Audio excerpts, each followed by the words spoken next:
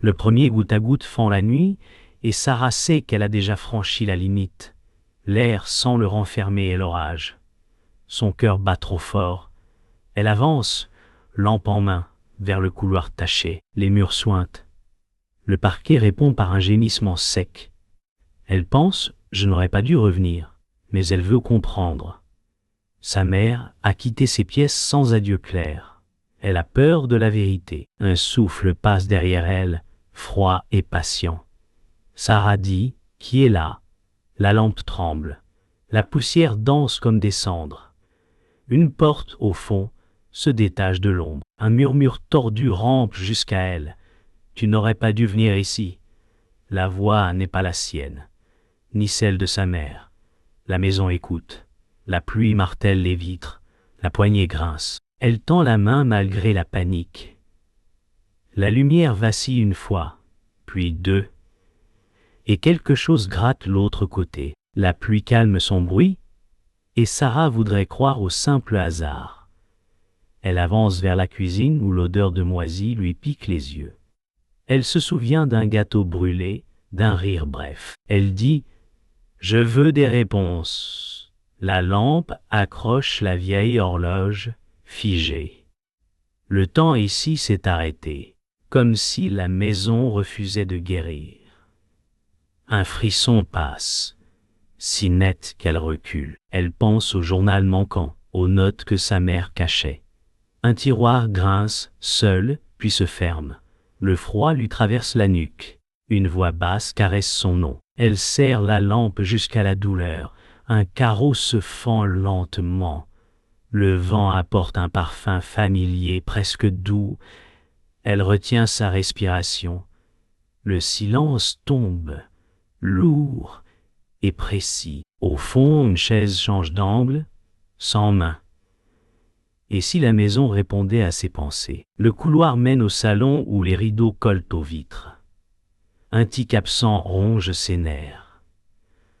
Sarah dit « Maman, j'écoute ». Le mot heurte la pièce et retombe.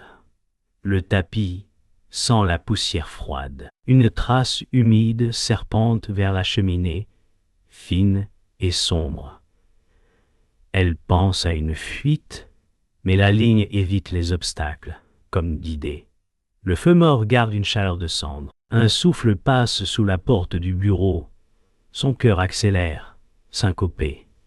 Elle se voit enfant, cachée derrière le canapé, priant sans mots. La lampe vacille et souligne un cadre renversé. Les yeux sur la photo semblent suivre. Elle approche, malgré la peur. Un bruit de craie griffant l'ardoise du passé se lève.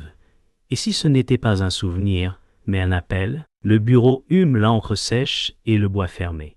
Sarah repère la vieille armoire, fendue comme une blessure. Elle dit « Montre-toi ».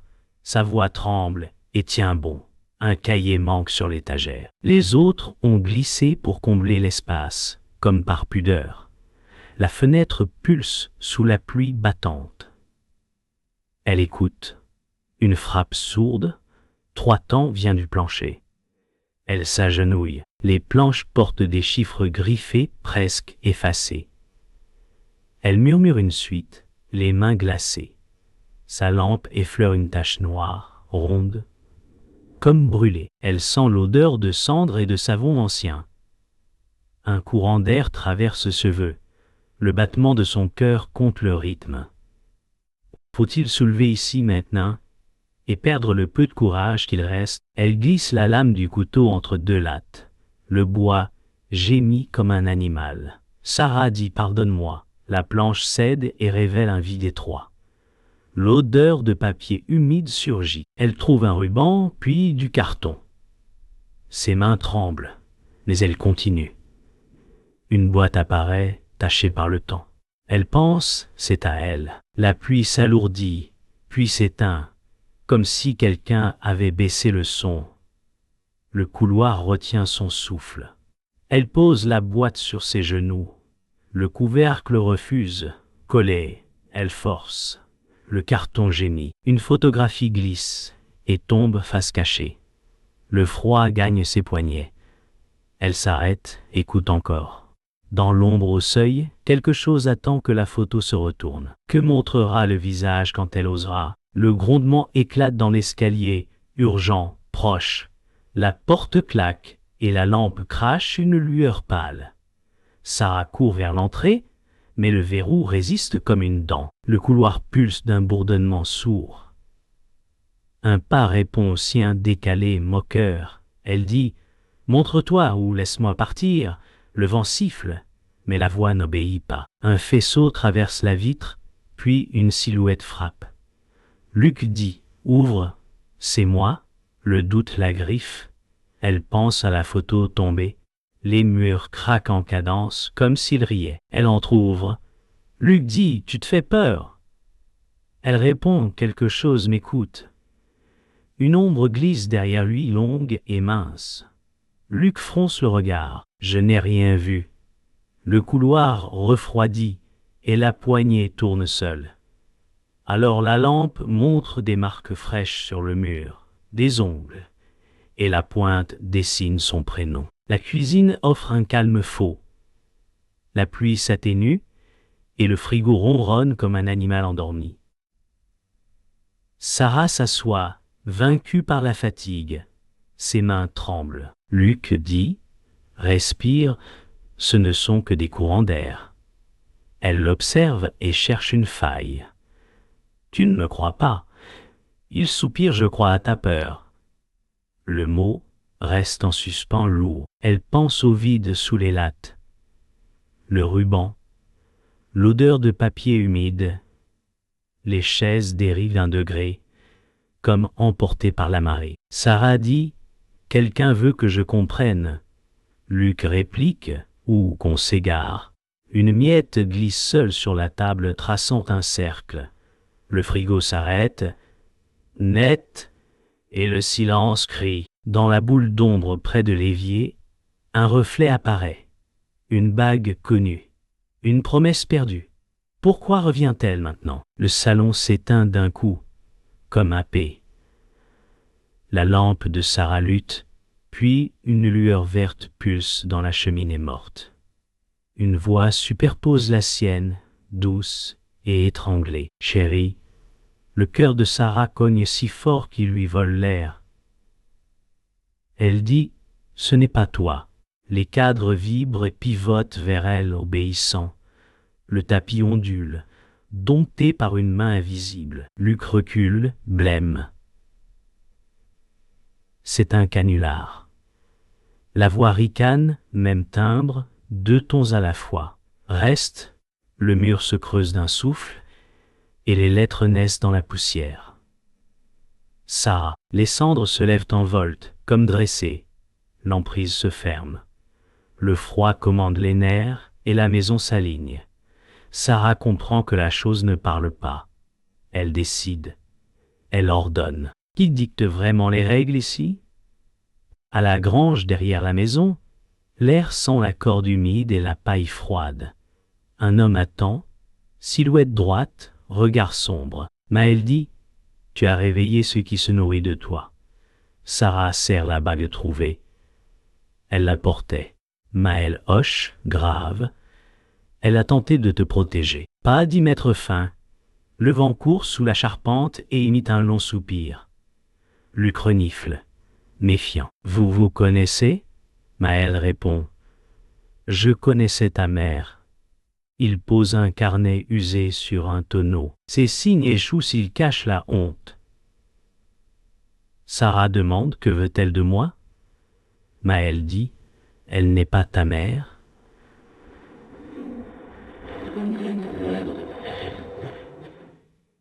Les mots coupent comme du verre. Elle veut ce qui t'épuise. Le silence pèse. Faut-il ouvrir ce carnet et payer le prix, ou fermer les yeux et tout perdre? Le carnet s'ouvre sur une page tachée. Un signe y serpente, noir et vivant. Maël dit, sous le plancher du bureau, il manque une moitié. Sarah voit la boîte, et la photo face contre bois. Luc murmure, assez partons. Elle répond, si je pars, elle me suivra. Le vent bascule la lanterne et étire les ombres. Maël fixe Sarah. Tu dois descendre, poser le signe complet et parler vrai. Elle avale sa peur comme un noyau. Elle dit « Alors j'y vais ». Ses jambes obéissent avant sa tête. Luc jure mais cède. Le ciel casse un tonnerre bref. Le chemin vers la maison attend, sombre et droit. La pluie reprend, fine et coupante. Sarah serre la bague. La décision tient. Et la nuit, attentive, ouvre la voie vers le bureau. Le courant revient d'un coup, doux comme une promesse. Les ampoules ronronnent, et l'air paraît plus léger. Sarah croit respirer enfin. Luc ajuste le disjoncteur et sourit trop vite. Maëlle dit « Ne te fie pas à la lumière ». Le silence après la pluie a un goût de fer. La maison écoute en retenant sa langue. Sarah dit « On termine le signe et on part ». Luc répond « Oui, ensemble ». Son regard fuit vers la porte du bureau. Un bourdonnement traverse les murs, discret, régulier. Maëlle plisse les yeux. Ce rythme n'est pas à nous. La lampe du couloir clignote sur un tempo patient. Sarah sent ses épaules se tendre malgré le calme affiché. Luc dit « Tu vois, rien ne bouge ». Un cadre tressaute, presque timide. Elle ravale le doute et avance. Une chaleur sourde flotte, comme un souffle resté ici. Et si cette lumière était le piège le plus doux? Le salon brille faible, comme un feu dompté. Sarah s'assoit, la bague au creux de la main. Luc s'accroupit devant elle. « Je suis là ». Sa voix est douce, mais hésite sur la fin. Elle dit « J'ai peur de mal lire les signes ». Luc répond « On improvisera ». Le mot la rassure et la trouble. Maëlle reste près de la porte, statue fatiguée. « Certains signes ne pardonnent pas », dit-il. Sarah pense à sa mère, à la photo face contre sol. Elle montre le carnet. Il manque une moitié ici. Luc frôle la page trop longtemps. On la trouvera, souffle-t-il. Ses doigts glissent vers sa poche. Maëlle détourne le regard comme par pudeur. Sarah sourit malgré le froid intérieur. Elle dit « Promets-moi de ne pas me quitter ». Luc dit « Je promets ». Le mot brille et cache une ombre. Dans le bureau, le plancher semble plus clair qu'avant, comme lavé par un regard. Maëlle dit « Ta mère a menti pour te sauver ». Sarah se raidit. « Elle m'a laissé seule ». Maëlle répond « Elle t'a laissée vivante ». Le mot mort. Luc s'interpose doux. « Tu n'as pas apporté ça ». Sarah l'observe. Son visage reflète la bonne réponse, pas la vraie. La maison fredonne un accord bas. Une forme de miroir se dresse en elle. Elle pourrait fuir ou finir ce que d'autres ont commencé. Maëlle pose sa main sur le bois. La honte nourrit ce qui t'attend. Sarah dit. Et si je parle vrai, elle recule.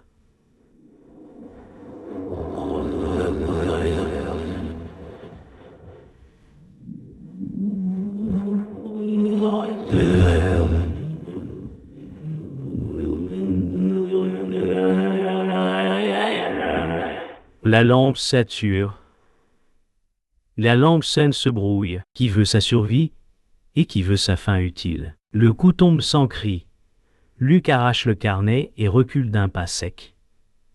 Sarah dit non. Il verrouille la porte d'un geste ferme. Je dois les changer, glisse-t-il. Le sol grince comme un rire. Maëlle frappe le battant. Rage muette. Ne fais pas ça, dit-il rauque. Luc trace la moitié manquante, main sûre, voix tremblée. Elle me laisse en paix si je lui donne ce qu'elle veut. Le signe s'unit, noir et luisant. L'air colle aux lèvres. Sarah tremble comme une corde. Tu m'avais promis, dit-elle. Luc baisse les yeux. Je n'ai plus de nuit. Le bois expire. Une ombre s'élève du nœud brûlé. La pièce se contracte et la lumière tourne autour d'elle. Le monde rapetisse jusqu'à sa peur. Le piège est fermé. Après le choc, le silence. Sarah sent la pièce compter ses respirations. Le signe pulse sous ses pieds.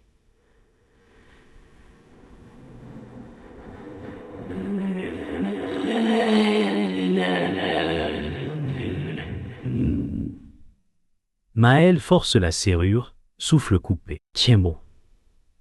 Elle regarde Luc, perdu entre honte et soulagement. Pourquoi? Il ne répond pas. Le mur exhale un froid ancien. Alors Sarah comprend la ruse plus vaste. On n'échange pas la peur, on l'amplifie. Elle dit « Tu la nourris ». Luc baisse la tête. « Je voulais dormir ». Maëlle entre enfin et efface une ligne du signe. L'air lâche une plainte. La lumière chute et s'étire vers le couloir. Sarah ramasse la bague. Elle dit « Je descends au sous-sol ». Sa voix tient. La maison ouvre un passage, presque poli. La trahison brûle encore, mais la route est claire. Et dessous qu'attend la vérité. Le silence envahit la pièce comme un poids. Sarah est seule, ou du moins, elle se sent seule. Les ombres bougent, mais rien ne se passe. Le bruit des gouttes de pluie sur le toit est maintenant un écho vide. Elle serre la bague, le dernier lien avec sa mère. Elle repense à ce qu'a dit Maëlle, ce qu'elle a vu dans la maison. La vérité a toujours été là, mais trop enfouie pour être comprise. La lumière faiblit et une brume éthérée se lève dans la pièce. Ce n'est pas la maison qui change, mais elle. Elle se souvient d'une phrase murmurée par sa mère. Ils se nourrissent de ton doute. Chaque respiration est lourde. Un frisson parcourt son dos. Quelque chose, quelque part, l'attend. Le but de sa recherche n'est pas ce qu'elle pensait. La réponse, elle l'a eue tout ce temps dans ses mains. Les souvenirs envahissent, fragmentés, se glissant entre les bruits de la maison. Le visage de sa mère revient, plus net, plus tendre. « Je l'ai fait pour toi, dit-elle. Une dernière fois. » Sarah se souvient des nuits où sa mère lui murmurait des avertissements. Les murmures de la maison n'étaient pas simplement des sons, mais des pièges. Une révélation fracassante se dévoile, une vérité qu'elle n'avait pas voulu voir. La culpabilité est une ombre. La douleur d'avoir été protégée trop longtemps la frappe. Chaque image, chaque geste de sa mère semblait être une tentative de contrôle. Mais la vérité est plus complexe. Ce qu'elle croyait être une protection était en réalité une préparation à l'inévitable. La maison ne se contente pas de conserver des secrets. Elle les manipule. Sarah ferme les yeux. La vérité est un poison lent et elle l'a bu. Sarah se tourne. L'air est plus lourd et elle aperçoit Maëlle. Il est là, mais tout semble différent. C'est toi qui m'as manipulé, sa voix est coupée par le choc. Maëlle la regarde, calme, presque serein. Tu n'as jamais voulu voir la vérité, Sarah. On vous a tous protégés. Les mots frappent son cœur. Mais ce n'est pas la colère qui la traverse, c'est un vide. Pourquoi ne pas m'avoir tout dit? Elle dit en tremblant. Maëlle la fixe, parce que tu n'étais pas prête. Chaque mot sonne faux, comme une excuse ancienne. La pièce semble se déformer, les murs se resserrent, et une lumière vacille. La question qui reste est terrible. Que fait-on lorsqu'on découvre que ceux en qui on a cru ne sont que des illusions? Maëlle se tient plus droit. Tu vois, ce n'était pas simplement la maison, c'était moi. Sarah se fige. Tu m'as trahi. Un rictus se dessine sur le visage de Maëlle. Non, je t'ai sauvé. Ce que j'ai fait, c'était nécessaire. La rage monte dans son ventre. Tu as joué avec ma vie. Il sourit faiblement. Tu ne comprends toujours pas. Nous ne faisons qu'échanger. Ces mots sont froids, mais ils percent une vérité glaçante. Le vrai danger n'est pas ce qu'elle voit, mais ce qu'elle accepte. Tu ne peux pas fuir. Tu fais déjà partie de tout ça. Sarah recule lentement. Le masque tombe. L'ennemi n'est pas simplement celui qu'on voit. Il est là, dans la vérité qu'elle a cherché à fuir. La pièce est morte de silence. Sarah regarde l'ombre grandir. La vérité se déploie, acide et amère. C'était toi tout ce temps, murmure-t-elle. Elle s'effondre sur le sol, une sensation glacée lui traversant l'esprit. Je savais, les mots résonnent dans sa tête, mais il n'y a plus de place pour le regret. La vérité est là, devant elle. La maison, les êtres, tout, Et maintenant, elle lève les yeux. La seule réponse est dans ses mains. Elle se relève, lentement, une détermination qui vient du fond de l'âme. Alors, je termine ce que j'ai commencé. Ce n'est plus une fuite, mais une confrontation. Elle accepte l'horreur pour ce qu'elle est. Elle se prépare. Le sol tremble sous ses pieds. Le vent hurlant s'insinue par les fissures, son souffle glacial frappant la peau de Sarah. La porte du sous-sol se referme derrière elle avec un claquement sinistre. Elle est seule. Mais un frisson de peur monte. La lumière vacille. Son cœur bat dans sa poitrine, trop fort. « C'est ici, » murmure-t-elle, les yeux fixés sur l'obscurité qui les entoure. Un bruit, sourd, retentit dans l'ombre. Elle avance, le souffle court. Luc, derrière elle, murmure.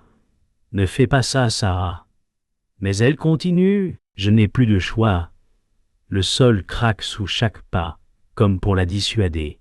La distance entre elle et ce qu'elle doit affronter se réduit. Son esprit se vide. Elle est prête. Le moment de la confrontation approche. La tension dans l'air est palpable. Elle tourne la clé dans la serrure. La lumière explose d'un seul coup, illuminant l'abîme devant elle. Un cri déchire l'air. « Tu ne peux pas fuir, Sarah !» La voix de Maël ricoche dans l'espace clos. Sarah se retourne, son cœur battant à tout rompre. Maël avance, calme, sûr de lui. « Tu vois, tout cela a été prévu. » Sarah se fige. « C'était toi ?» demande-t-elle, horrifiée. « C'est toujours moi, » répond-il froidement. Il tend la main et l'air semble se refermer autour d'elle. Le sol tremble sous ses pieds.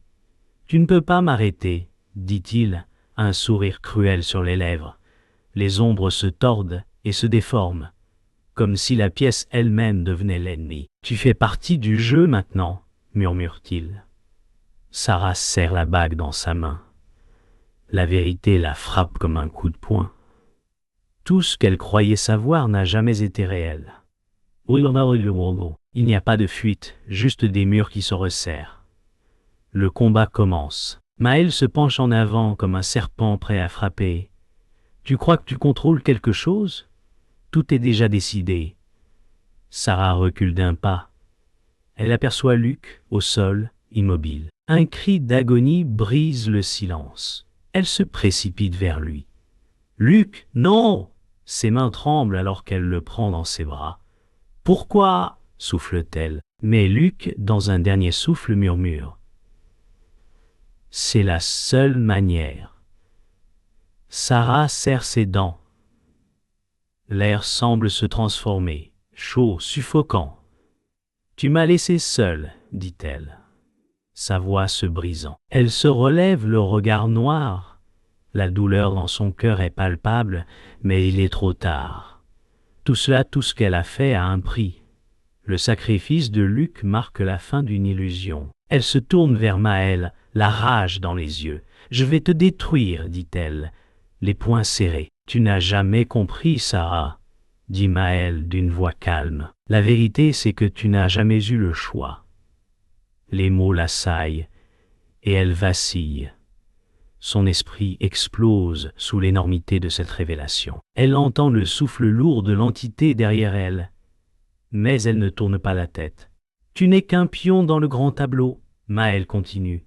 « J'ai tout orchestré. Je savais que tu viendrais ici, comme ta mère avant toi. » La pièce s'éclaire d'un éclat aveuglant, et tout semble s'effondrer. « Je suis l'architecte de tout cela, » dit-il, les yeux brillants de folie. Sarah se sent petite, insignifiante. Tout a été décidé. Elle est une marionnette, mais une rage nouvelle éclate en elle. Elle est prête à tout sacrifier pour se libérer de ce fardeau. « Si tu veux tout détruire, fais-le maintenant, » dit-elle. Elle plonge dans l'obscurité. La maison gronde, tout se fissure autour d'elle, et le bruit des chaînes qui se brisent résonne comme un écho de victoire. « C'était toi qui t'es accroché à la douleur, pas moi ?» dit Sarah, ses yeux brûlants de détermination. Elle se tient droite, malgré la chaleur et le poids du monde qui semble vouloir l'écraser. Les dernières larmes tombent, mais il n'y a plus de place pour la peur. « C'est fini !» souffle-t-elle fermement. Les murs s'effondrent, la pièce se vide, la pluie cesse brusquement, comme si le monde entier retenait son souffle. Sarah regarde autour d'elle. La vérité a éclaté. Elle peut maintenant respirer. Ce n'est plus qu'une question de survie. « Je suis libre », dit-elle, une nouvelle force dans sa voix. La porte du sous-sol s'ouvre lentement et la lumière du matin envahit la pièce, douce et nouvelle. Elle avance. Le silence s'installe, lourd et profond comme un voile sur la pièce. Les débris de la confrontation sont éparpillés autour d'elle. Les murs suintent encore de l'énergie de la bataille passée, mais l'air est plus calme, presque paisible. La lumière de l'aube se glisse par les fissures, chassant les ombres. Sarah respire lentement, son souffle brisé, mais elle se redresse. Tout est terminé, et pourtant, elle se sent vide, comme un écho dans un vaste espace. Le vent souffle doucement à travers les fenêtres brisées, porteur de poussière et de promesses brisées. Elle regarde autour d'elle, les vestiges de ce qu'elle a perdu, de ce qu'elle a dû sacrifier. Luc n'est plus là, Maël n'est plus là, la maison est silencieuse.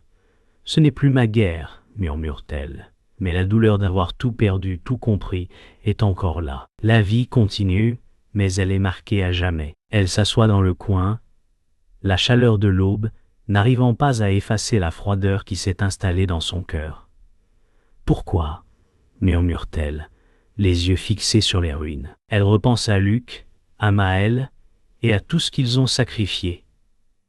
Elle avait voulu sauver tout le monde, mais elle ne savait pas que la vérité viendrait avec un prix aussi lourd. La mémoire des visages des disparus s'impose à elle, chaque sourire, chaque mot laissé derrière. Et pourtant, quelque part, elle sait que ce qu'elle a perdu fait partie d'elle maintenant. Elle ferme les yeux et une brise légère effleure son visage, un murmure lointain qu'elle reconnaît. « Tu as fait ce qu'il fallait, » dit-elle, presque pour se convaincre. La vie continue, mais différemment. Et c'est à elle d'accepter la paix malgré tout ce qui a changé. Luc revient à elle, ou plutôt son image. Une silhouette floue, brisée mais présente. Elle lève les yeux, surprise de le voir dans cet état. « Je pensais t'avoir perdu, » dit-elle, sa voix faible, tremblante. Il la regarde, un sourire triste aux lèvres. « Tu ne me perdras jamais, Sarah. » Il approche lentement, chaque pas lourd, comme si chaque mouvement le coûtait. « Je n'étais qu'une illusion, mais je serai toujours là pour toi. » Les mots l'enveloppent comme une couverture trop chaude. Elle tend la main, effleurant son visage, comme pour vérifier qu'il est bien réel. Il n'est qu'un souvenir, une mémoire. Mais dans ce moment de calme, il est tout ce qui reste. Les larmes ne viennent plus, mais le poids de tout ce qui s'est passé pèse lourd sur ses épaules. « Tu as été ma lumière, » murmure-t-elle. « Mais tu n'es plus qu'un écho. » La silhouette disparaît, et avec elle, un chapitre de son histoire. Maël n'est plus qu'un souvenir maintenant, mais ses paroles résonnent encore. « Tu as toujours été celle qui choisirait la vérité. » Sarah sourit faiblement, les larmes de ces derniers instants encore fraîches sur ses joues. Elle se souvient de ses derniers mots, la sagesse amère qu'il a laissée derrière lui. « Il n'y a pas de paix sans sacrifice, » lui disait-il. Maintenant, elle comprend. La vérité n'a jamais été un chemin facile à suivre. Elle se lève lentement, sa respiration plus calme. « C'était ton héritage, Maël, » murmure-t-elle. Les leçons qu'il lui a données se dessinent, enfin claires dans son esprit. La souffrance a été nécessaire pour la comprendre, mais elle est prête à avancer. Son regard se fixe sur la porte qui mène à l'extérieur. La vie l'appelle à nouveau et elle ne fuira plus. Elle se tient au seuil de la porte, regardant l'horizon au loin. Le vent souffle doucement, emportant les derniers vestiges de la tempête. « C'est fini, dit-elle, mais il n'y a pas de soulagement, seulement la reconnaissance de ce qui a été. Ce qui est à venir, elle ne peut pas encore le dire. Les choix ont été faits, les sacrifices ont été payés. Elle n'est plus la même personne qu'avant.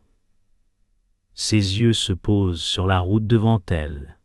Un nouveau départ, un renouveau. Mais elle sait que tout ce qu'elle a vécu a façonné cette nouvelle version d'elle-même.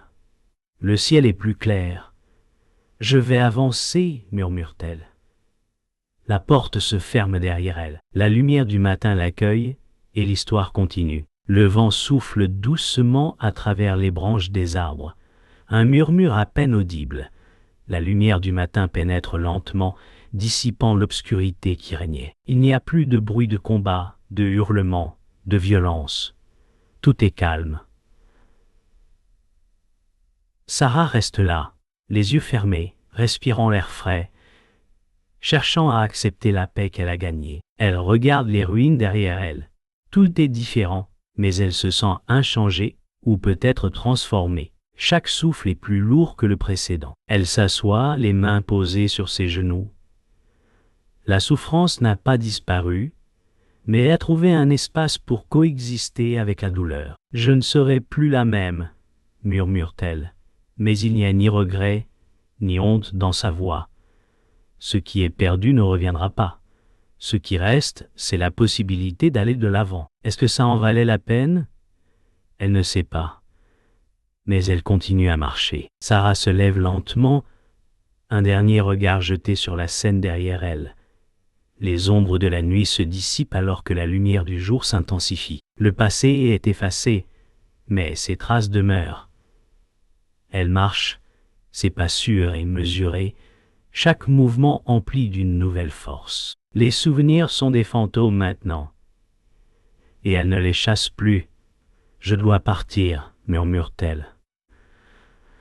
L'endroit où elle se trouve n'a plus de sens. Elle doit se laisser aller, effacer tout ce qui la rattache à cet endroit.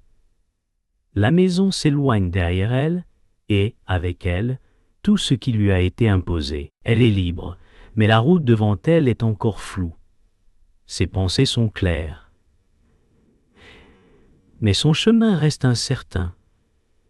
Elle s'éloigne, laissant derrière elle une partie d'elle-même. Une vieille cassette grésille dans la pièce, un enregistrement de la voix de sa mère. « Oh, Sarah, tu as toujours eu la force, même quand tu n'y croyais pas. » La voix est faible, mais chaque mot porte une vérité qu'elle n'avait pas saisie auparavant. « Je te protège, mais il viendra un jour où tu devras être ton propre guide. » Elle ferme les yeux, écoutant ces mots avec une nouvelle compréhension. Ces paroles, elle les entendait autrefois comme un fardeau.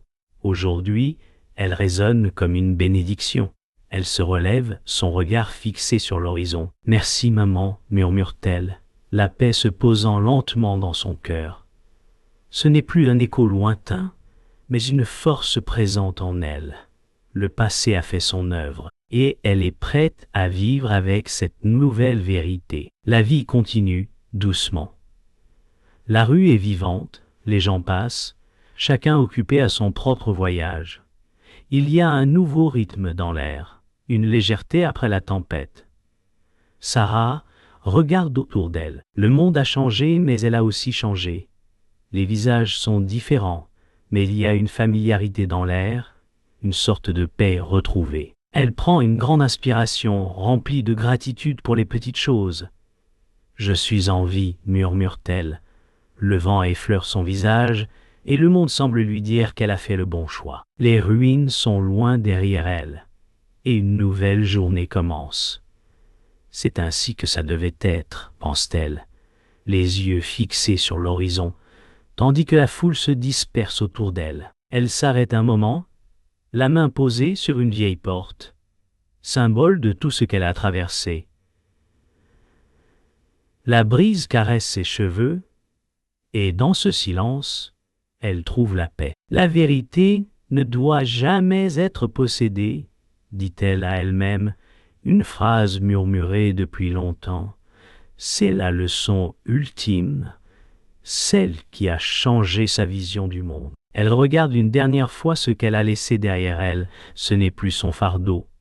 Elle tourne la clé, ferme la porte. Tout est prêt pour le prochain chapitre. Le monde se stabilise et dans son cœur, une certitude réside. Elle a trouvé sa place. Le voyage a été difficile, mais il l'a menée là où elle doit être. Ce dernier geste, cette ultime phrase, résume tout ce qu'elle a vécu. La vérité doit être vécue, pas possédée. Et avec ce dernier souffle de réflexion, elle avance, prête à rencontrer ce qui vient après.